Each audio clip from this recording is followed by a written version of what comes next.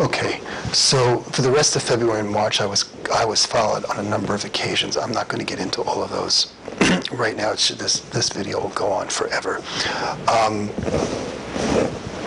But on April 2nd, I walked to a mall that was really near my home, the Cherry Creek Mall. I was in an Apple store at about 3 o'clock. I was walking out, and a male, tall, white, obese, and poorly dressed, followed me out. I stopped to take a phone call on my cell phone. He continued walking away from the store and turned and saw I was stopped. He stopped and talked on his cell phone, staring at me. He turned his back, and I walked back into the Apple store. 2 minutes later, he came back into the Apple store looking for me. I left. And then about 10 minutes later, I saw him in the lobby of my building. He had walked back and followed me back into the building, walked through from the back entrance, walked through the lobby, and walked back out into the parking lot. And I watched him, and he just walked back out onto the street and walked out into the neighborhood again. On the 23rd, I was also at the mall and was in the Apple store for a while.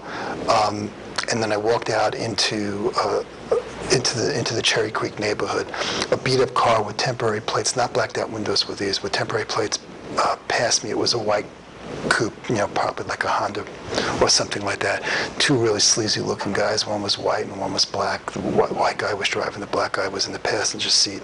They were both staring at me. I walked into a Whole Foods there, and as I was walking into the Whole Foods, the black guy from the car passed me by in the store. Okay? Then I left the store and walked back into the Cherry Creek Mall on the west entrance, walked all the way through the mall, all the way to the east entrance, and the same black guy came out of a Macy's on the east side and was following me in the mall. The exact same guy. Like most of the people at Greenwald had followed me, he was horribly dressed, really poor, really beat up shoes, looked like he was homeless.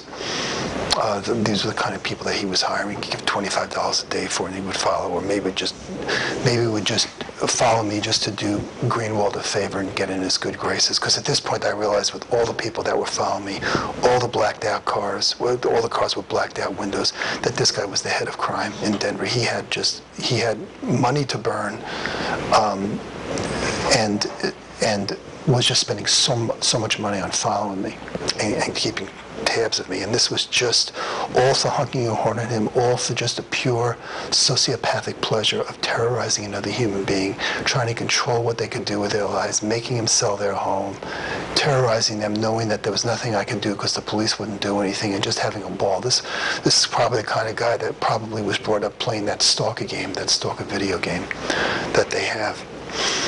As I stated earlier, I was very concerned about the 2 Middle Eastern men that moved into the apartment next door to me. The number of times I saw suspicious-looking people in my building decreased after they moved in.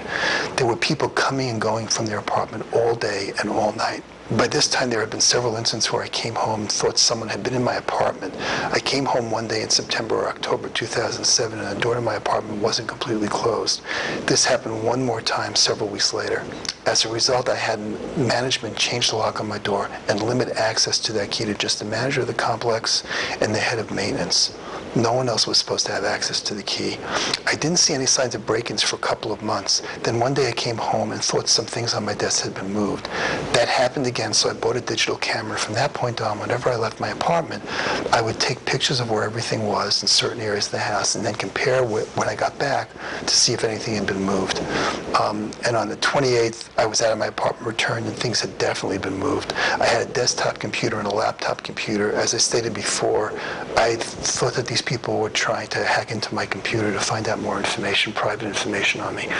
And so I was very careful to make sure that I turned my computers off and disconnect the modem that I had so I wouldn't be online.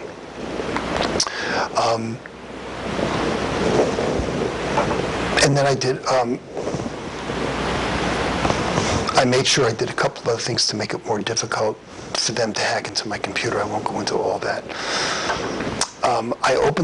So when I returned home that day, I opened up my laptop and it was on, but it had been frozen with a message saying that Windows was closing. So they had gotten into my laptop and broken into my home and tried to close it, and it wouldn't turn down. I turned on my desktop and my Windows password didn't work. Someone had changed it. Previous to this incident, I had taken extended precautions to prevent possible hacking. I had changed the settings so that before a user could input an XP password, they had to first be physically present and be able to press Control-Alt-Delete before they can enter their password. You know, someone can hack into your computer by finding out where you are on the internet and getting onto your site there, or they can try to hack into your router or your modem. They do that all the time, from what I found out. So it made it a little bit more difficult for them by making them have to be in front of the computer to press Control-Alt-Delete. Although what I found out now is if these guys want to break into something, they know what they're doing. They're going to be able to break into it. Hack into it. So, but when I came home and I turned on my desktop computer, I was not prompted to hit Control-Alt-Delete. Instead, I was prompted to enter my password. And when I entered that password, the password didn't work. So let me explain to you what happened. There's software that you can get that you put it on your CD, you pop it into the computer, and it can do one of two things. It can either destroy the password or just bypass it completely. And actually, if you forgot your Windows password and you go to a place like Best Buy, they actually have that software on a CD where they can get into it and destroy it. They can't really get into it and find out what the passwords is. The computations for that would take too many hours or too many days. So they can either bypass it or just destroy it. What Greenwald had done was gone in there and actually used that software as people did and destroyed the password onto my computer.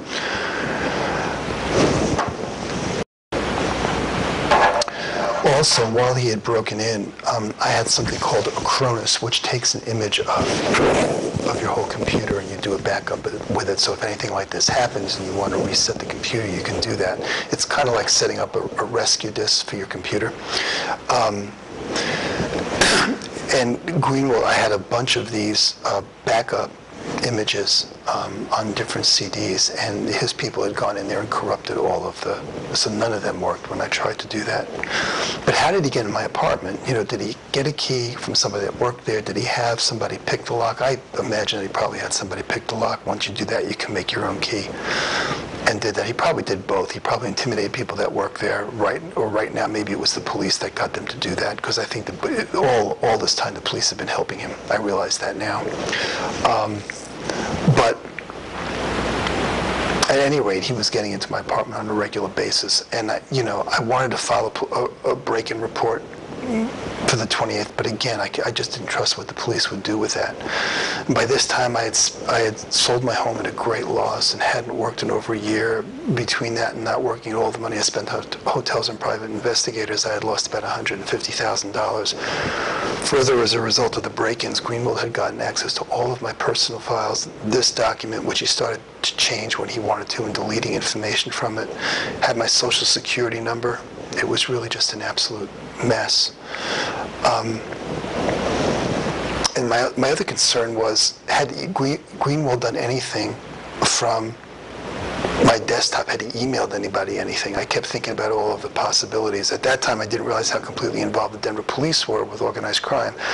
So on May 5th, 1 year to the day after the road rage incident happened, I contacted an attorney I knew. I did this to further protect myself from anything Greenwald or the police might do to me. The attorney said he wouldn't be helpful in this situation, but he felt that his partner, an ex-judge, might be. I set up a meeting with his attorney, and on the way to his office, I saw an SUV that I thought was following me. The car's windows were clear and not tinted, and I met with an attorney, and he seemed willing to help me. When I left his office, I was aware that someone might be following me. So I looked carefully. I walked to where my car parked, and across the street, there was a plainclothes guy. This guy was much too well-dressed to be one of Greenwald's people, and he didn't have that look of rage on his face, and it was just a young plainclothes police officer. I called the attorney the next day, and something had changed. At that point, the attorney didn't want anything to do with working with me. So the police had followed me, saw me go into this guy's office and leave it. Must have called all the attorney's offices, the lawyer's offices in that building until they found who I had spoken with that judge, ex-judge, and got him not to want to work with me or help me. And I called back my original friend to talk to him about the situation, and he seemed nervous and didn't want to talk to me about it with me either. When I left the attorney's office on the 5th, when I met with him, I drove to a Circuit City. And when I drove, I was in the parking lot, I was on the phone, got out of the car about 10 minutes later. And as I was getting out, I saw at the other end of the back of the parking lot, there was a woman in a car, in an old beat-up car. I walked into the Circuit City, was in there for about 15, 20 minutes, a half an hour. I came back out, got back into my car. The same car was there with a woman sitting in there. And as I drove out, I deliberately went by her. And as I went by her, she looked absolutely terrified. And it was the same female sergeant that had watched me and that had interviewed me on July 6, 2007, and had called my place of work and caused me to lose my job. She was sitting back there following me.